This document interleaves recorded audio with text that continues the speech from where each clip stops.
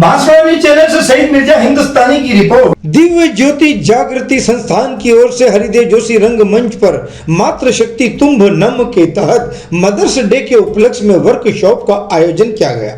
दीप प्रज्वलन के साथ शुरुआत की गई। वहीं कार्यक्रम में ब्रेकिंग गतिविधि, प्रेरणादायक व्याख्यान, शिष्य दिव्य गुरु सर्वश्री आशुतोष महाराज, साध्वी प्रपूर्णा भारती एवं साध्वी चिन्मया भारती ने दिए।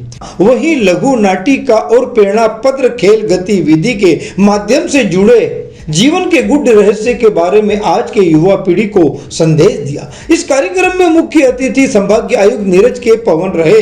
विशिष्ट अतिथि बीजेपी जिला अध्यक्ष लाभचंद कला, हरीश चंद्र मायल, रमेश चंद्र पंवार, कमलनाथ सिंह, सुधीर चौबीसा, रक्षा शराब, सोनिया वैष्णव, प्रेरणा उपाध्याय, सोनू अग्रवाल के साथ कई समाज सेवकों की भी उपस्थिति रही। देखते हैं इस कार्यक्रम के कुछ मुख्य अंश BN बांसवाड़ा न्यूज चैनल के साथ। जी मायल, भारत विकास परिषद जिला अध्यक्ष, श्री सुधीर जी अध्यक्ष चौबीसा समाज बांसवाड़ा, श्री कमल नारायण सिंह जी राजपूत समाज सेवी, श्रीमती दर्शना त्रिवेदी बुद्धिजीवी प्रकोष्ठ, श्रीमती आशा मेहता, श्रीमती रक्षा सर्राफ प्रिंसिपल अंकुर स्कूल, श्रीमती सोनू अग्रवाल जी।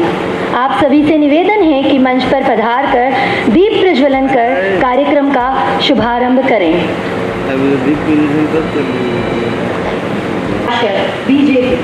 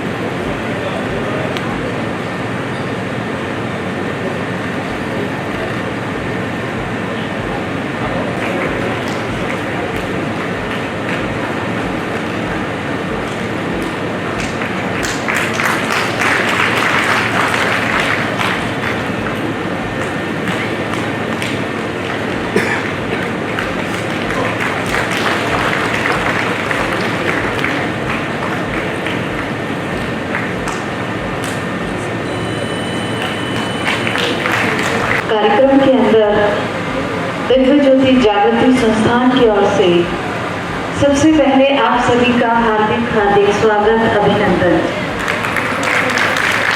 एक बार ईमानदारी से दिल से अपने लिए ताली बजा दीजिए। किसी और के लिए एकती आंधी धरा पर थाम जिसका हाथ चलना, सीखती आंधी धरा पर है खड़ा इतिहास जिसके द्वार पर बनकर सिपाही। फिर दियों का दम न टूटे, फिर किरण का दम न लूटे, विश्व चाहे या न चाहे हम जले हैं तो इस धरा को जगमगा कर ही उठेंगे।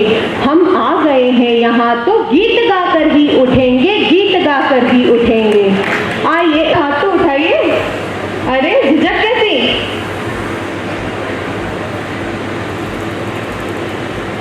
चलिए फिर आगे के प्रश्न की तरफ बढ़ते हैं। आपके दिए किस गिफ्ट से आपकी माँ अत्यधिक प्रसन्न हुई है? अब ये प्रश्न का जवाब तो दे ही सकते हैं। आपने ऐसा क्या काम किया है जिसकी वजह से आपकी माँ बहुत ज्यादा खुश हुए? एक गिफ्ट की चर्चा। जय श्री कृष्णा। शक्ति हम सभी को मेरा नमस्कार। मैंने जब फर्स्ट बार जॉब की थी कटापुर में थी, तब मम्मी के फर्स्ट में ग्रेजुएशन के बाद मैंने DBV स्कूल में जॉब की थी। तो फर्स्ट जॉब से मम्मी को मैंने इयरिंग्स दी थी गोल्ड की।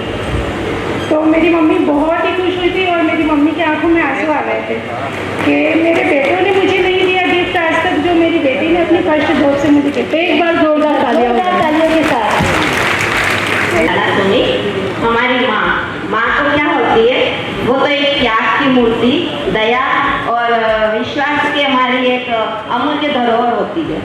तो माँ को अपने हर बेटी के और बेटों के हर कार्य से प्रशंसा और खुशी मिलती है। परंतु जब मैंने जीवन से निराश होकर के पढ़ाई छोड़ दी थी और उसके बाद मैंने 10 साल बाद में हाई सेकेंडरी का एग्ज़ाम के लिए उनसे डांट खा के प्रेरित होकर के, और मैंने जब हाई सेकेंडरी का फॉर्म भरा और परीक्षा देकर फर्स्ट डिवीजन से हाई सेकेंडरी पास की, तब मेरी माँ मुझसे बहुत खुश हुई कि मेरे डांटने पर और मेरे प्रेरणा से इसने आज हाई सेकेंडरी कर ली। उसके बाद में जब मैंने प्रथम जॉब किया 1985 में, और मैंने अध्यापिका पद पे रहते हुए 35 वर्ष तक सरकारी सेवाएं प्रदान की, तब मेरी माँ को मुझ पे बहुत गर्व हुआ कि आज मेरी बेटी जो निराश हो गई थी अपने जीवन से, परंतु उसने मेरी प्रेरणा से और मेरी शक्ति से आज ये स्थान प्राप्त कर लिया है कि उसने मुझे अपने समाज में, मेरे मिलने वालों में, सब में मुझे गौरवान्वित किया। वेरी नाइस, जोरदार तालियां। माँ तो माँ ही होती है। आप सबकी सक्रिय भागीदारी के लिए ऐसे ही गरिमामय तपोमूर्ति संत हम सभी के बीच उपस्थित हैं, जो कि शिष्या में परम पूजनीय सर्वश्री आशुतोष महाराज जी। मैं अनुरोध करती हूँ पूज्य साध्वी प्रपूर्णा भारती जी से कि वे आए और अपनी पावन तपोमय वाणी से कुछ उद्बोधन द्वारा हमें लाभान्वित करें। साध्वी प्रपूर्णा भारती जी, एक बार तालियों के साथ साध्वी का आवाहन करें।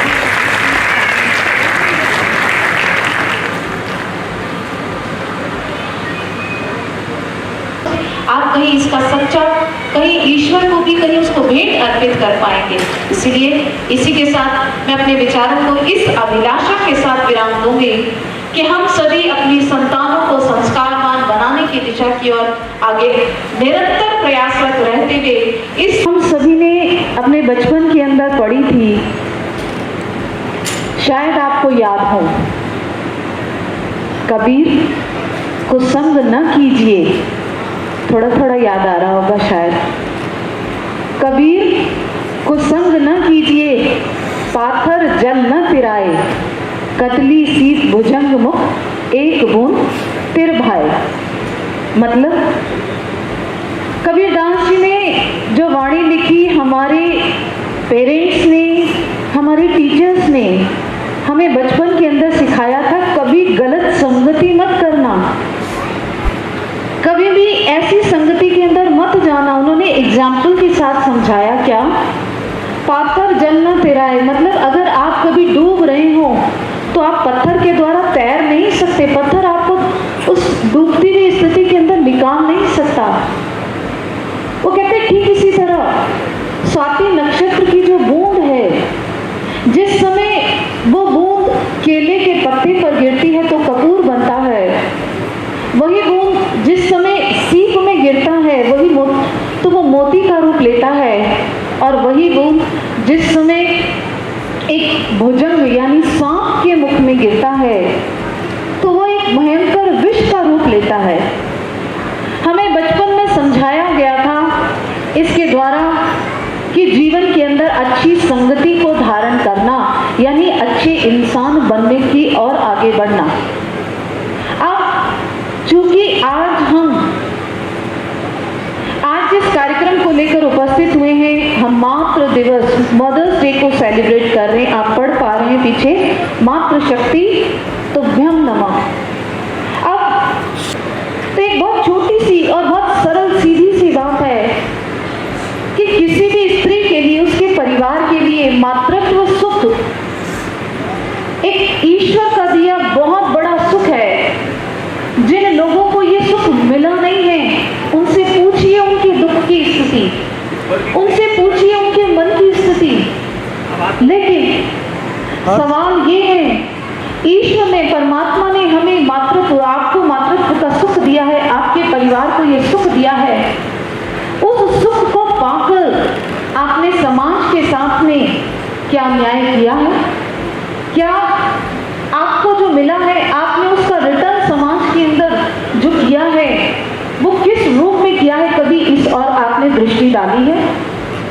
अगर इस बात को थोड़ा सा अगर हम समझें, आज का जो मॉडर्न साइंस है, आज की मॉडर्न साइंस एक सब्जेक्ट के ऊपर काम कर रही है, वो क्या है?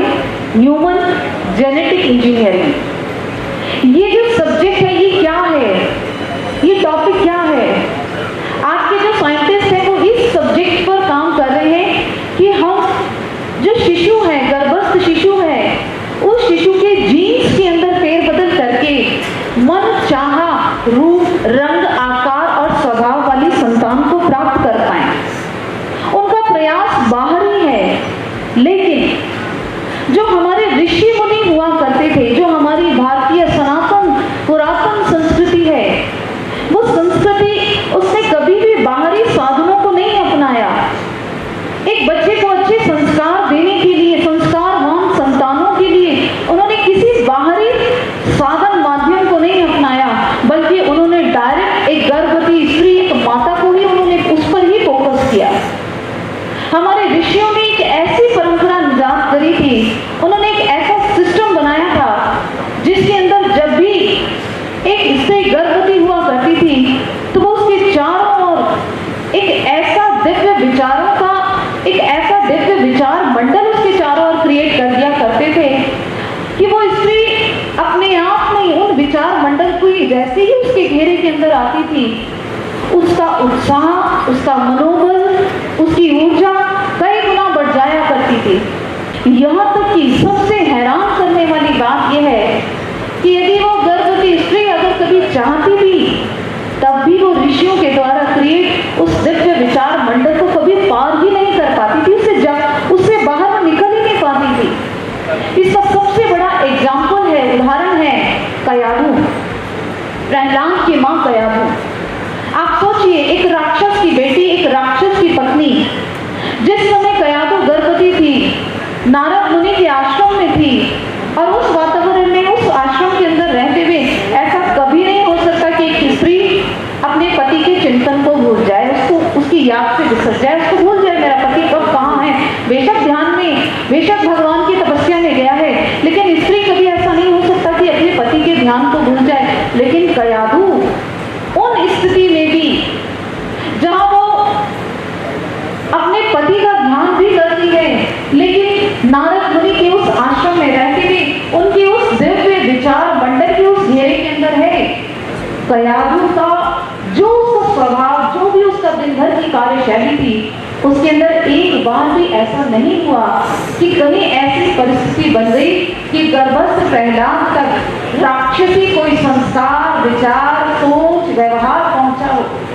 प्रहलाद ने अपने माँ की गर्भ के अंदर केवल और केवल भक्ति के संस्कार पाए, और वो भक्ति के संस्कार भी कैसे थे? जब प्रहलाद इस दुनिया संसार में आया, बहुत बड़ी बड़ी यातनाओं को उसने झेला, लेकिन वो संस्कार जो उसने अपनी माँ की गर्भ में भक्ति के पाए थे, बाहर की यातनाएं भी उन संस्कारों के आगे झुकी। वो संस्कार वो हारे नहीं, प्रहलाद की जीत उसके संस्कारों के कारण से हुई। ठीक इसी तरह केवल और केवल प्रहलाद नहीं, बल्कि आप देखिए हमारे ऋषि परंपरा के अंदर, हमारे संतों के अंदर आपने अष्टावक्र मुनि का नाम सुना है। अष्टावक्र जी ने अपनी माता की गर्भ से वेद मंत्रों का उच्चारण जो था उसका ज्ञान लिया था, सीखा था। अभिमन्यु का एग्जाम्पल जग प्रसिद्ध है, हम सभी जानते हैं। ठीक इसी तरह ऐतरेय उपनिषद के जो ऋषि थे वामदेव, उन्होंने अपनी माँ के गर्भ से तत्व ज्ञान को पाया था। और केवल इतना ही नहीं, रानी मदालसा ने अपनी समस्त संतानों को जो संस्कार दिए थे वो गर्भ से संस्कार दिए थे, बाहर आकर जन्म के बाद नहीं दिए थे। वो गर्भ से ही उन्हें कहा करती थी शुद्धोऽसि बुद्धोऽसि। माता जीजाबाई, उन्होंने गर्भ से ही अपने शिशु को, शिवाजी को संस्कार दिए थे। क्या? कि तूने इस धरती को, तूने इस सृष्टि को राक्षसों से विहीन करना है, निशिचर वीर करम मही। बीएन बांसवाड़ा न्यूज चैनल को सब्सक्राइब कर लाइक और शेयर भी करते रहें। साथ ही हमारे Facebook page, Twitter, Instagram, Telegram, WhatsApp news channel को